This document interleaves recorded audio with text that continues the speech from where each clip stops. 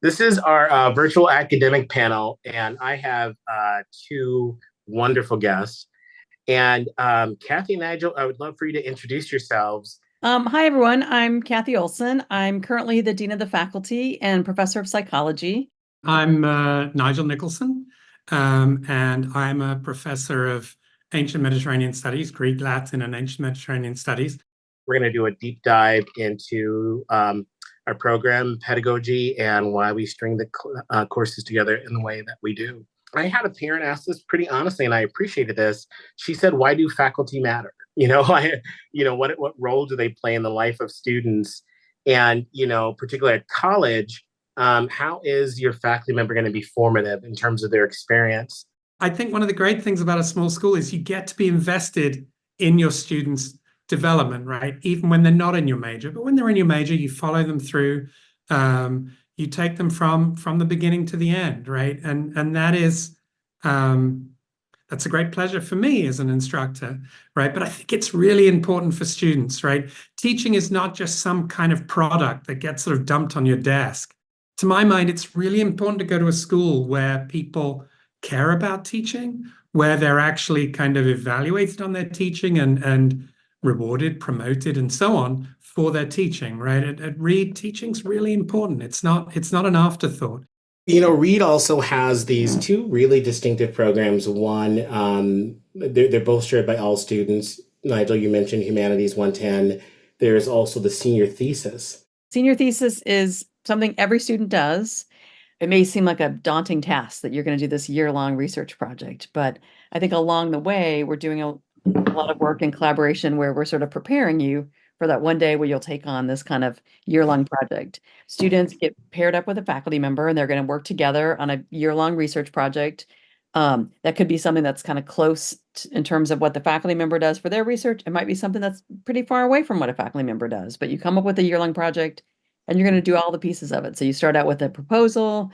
In psychology, you would get approval to run a study, you would collect the data, you'd analyze the data, but it's doing all of the pieces of that and kind of seeing how it plays out throughout the year. And for me, it's the senior thesis is really one of the things that I find the most rewarding as a faculty member, and I think is really a transformative experience for students because for me, you have this, strong connection where you're working together on a impactful project, but you're also learning all the skills of what it's like to be a student scholar doing the work. So, yeah.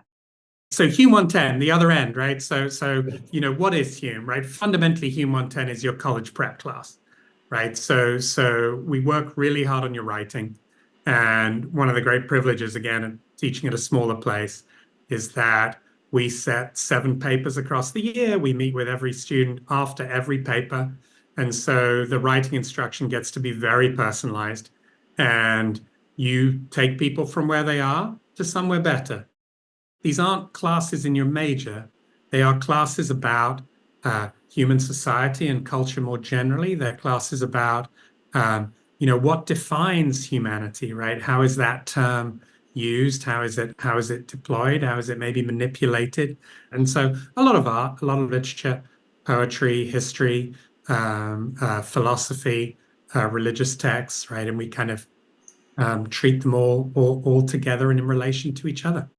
And the next question I have, I think in some ways, both of these are related to the same thing, advising.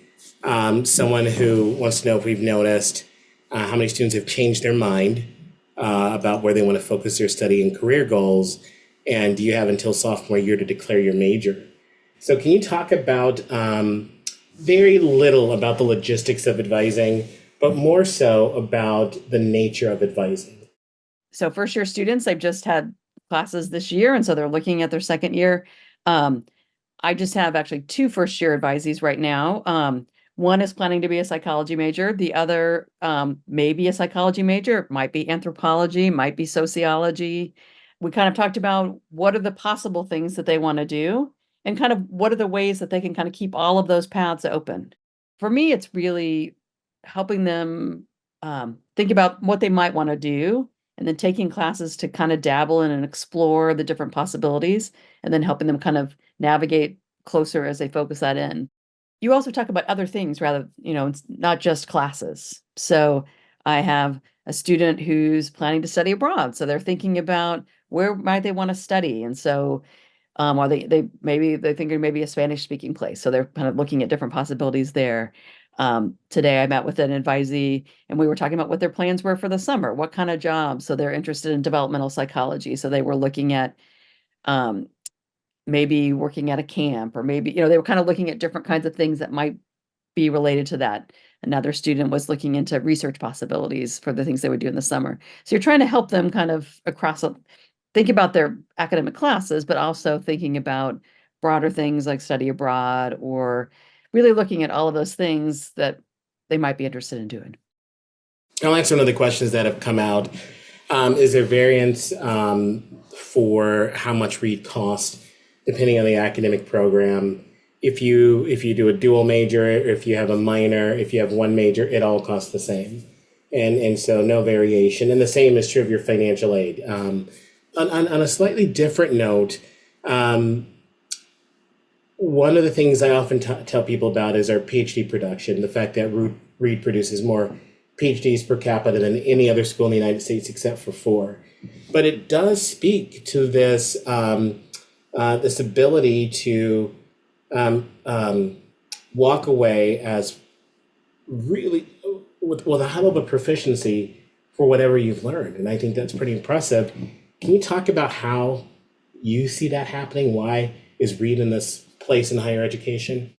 I mean, many of the things we've kind of already pointed to. I mean, to me, I remember coming to Reed, and actually, as Nigel noted, or you see on our website, we call it a conference. We call it class conference. And I remember thinking, like, conference, and why is it called this thing that isn't that a seminar or whatever? But even from the first moment I came, actually, even when at my job interview, I did my job interview, and I was giving a talk, psychology studies, I was doing research on, and there was a student sitting in the front row, raised their hand. So I talked to somebody, raised their first question was a student. It wasn't, there are all these faculty in the room. Students started asking questions, and the student said, "What if you ran a follow-up study and you added these other conditions?" And so we started having this conversation about it. And then they walked up to me after, and I thought, where am I that there's a student who's saying what I should run as the next experiment in this thing, who's never heard this research before. And it wasn't a faculty member they're saying, but I think it was, for me, it was that the student was an equal, participant in this learning about something. I was presenting information at this talk, but they were treated, they were asking questions, professors were asking questions. So I think it's the thing everybody shares, regardless if you're a student or a staff member here or a professor here, is the passion about learning about these things that you're talking about and thinking about them in critical ways, and not just accepting. They didn't accept, here's just these studies you presented. There's going to be more research that happens, and what would those look like? So I think it's that kind of shared, you're all in this together and you're learning things, and you're taking ideas really seriously. You're taking each other really seriously in that conversation. I think 2 other things are really important to consider, right? One is, what I mentioned earlier, right? That sort of, there is not this sort of big cleavage between research and teaching at Reed, right? At many schools, if you're a good researcher, you are, quote, rewarded by not actually teaching, right? So you will do less teaching the more successful you are at research, right? We don't do that. We all teach the same loads. We teach the same loads when we come in as when we retire. I think the second thing is that sort of, we're a liberal arts college, and so we only have undergraduates, right? And so my thought partners are my colleagues and my undergraduates. I don't have graduate students, right? And, if you come to Reed and you visit, say, the bio department or whatever, and you look around the labs are fantastic, right? But more than that, they're actually the labs that your students are going to be in, right? Because there aren't grad students, right? All that we have at Reed is for the undergraduate students, right? The undergraduate students are the ones who work with us and the ones who think with us, and vice versa. We think with them, right? I mean, it's an undergraduate focused institution. I want to get a little bit behind the Emerald Curtain and talk a little bit about how we set up new faculty. Because this is something colleges don't talk a lot about, and you both know a lot about. When faculty come, they need lab space. They need research resources. Yeah, I'm actually hiring. I'm right now in the process of hiring a faculty member who's in my department, and we talk about kind of, as I know from the beginning, when I hire a faculty member, my goal is that they are going to get tenure and they're going to be here for a long time. We are hiring them because we think that they're going to be excellent. They're going to be an excellent teacher, excellent scholar. And so we talk about what are the kinds of things that you need to be able to do your work. And so for some, kind of what Milyon alluded to, and this is probably a lot of it's in the sciences, but it's also in the art, the studio art has really nice, you have studios to be able to do your work. Or we're actually right now we're building a recording studio for someone in the music department who wants to be able to record high quality work with their students. So what are the spaces that you need? What are the other kinds of resources? So again, my goal is that someone, I want them to be able to be tenured and be here for a long time, and that the setup for what they're needing to do shouldn't be an obstacle to doing that. You may have heard the term adjunct, right? An adjunct professor or an adjunct instructor would be somebody who's just hired for a course, and they'll often be doing courses in a lot of different places, right? We have almost no adjuncts. We don't plan to have adjuncts. If somebody gets sick and goes on medical leave, we might do in those situations. But we do not do that. We don't do that because those people are not being properly supported, right? They're not around here all day. They're not able to kind of be up in their fields, right? I mean, I think many of them struggle pretty heroically, right? But fundamentally, they're not being supported in a way that really allows them day in, day out to do the kind of job that your students deserve. I'll say, Nigel, what you're saying is something that I think easily slips under the radar. I don't know any other university that doesn't have adjunct faculty. And when we talk about sort of that PhD production, I explain to families, I think this is the difference, is that they are every faculty member's full-time job. They're not doing anything else. So those office hours, those late night emails where you have questions, our students get the full investment. And I think for families, it's important to know that that is where we are investing our resources. Can you all talk about some of the services we do to help people in the classroom, how you might get them connected? And, we know bright students need help too. Some students might have learning differences. What are some of the ways that we're helping them also succeed at READ? There's lots of different resources. So there's tutoring resources. There's the Disability Accessibility Resources Center where you can go if there's accommodations. So all of those kinds of things for classes. There's some things that are college-wide. There's some things that are within departments. So again, in psychology department's the one that I'm kind of close to. So I'll use an example from that. But they have Griffin guides in the department, which are kind of these students who are peers, and they help students navigate things, helping with advising. They do kind of social events. The other thing is there's kind of a structure where, you have a class and your faculty member is going to be giving lots of feedback to students about how they're doing in the class. There's a system that you work together to try to support students across these various things. READ is not a pushover, right? I mean, we push each other here. But the fact is we help each other get there. So again, I think of Hum 110, right? 7 papers across the year. I will help students become a much better writer in the course of that year, right? How does that happen? Well, I give them things to do, but the students actually kind of get into it and they enjoy it and they work hard. And then lo and behold, I say, you should read your first paper again. And they go off and they read their first paper again. They're like, damn. What a great thing to do. And it's just, and then that gives them, right? It gives them confidence because not only do they know, oh, okay, I can write a good paper now, but they also know, okay, when I feel like that again, I just know that I need to sort of put the work in and it'll come out. I'm going to ask you 2 questions. The first one is easy. How often do you meet with your advisor? Someone mentioned that we were talking about advising. The second one is families know, hopefully by now, that students do indeed get their grades. We de-emphasize grades. But there is sort of this persistent anxiety about how de-emphasizing grades might affect grad school, despite what we say about grad school, not knowing those those numerical values or those letter values, alphanumerical values, you name it.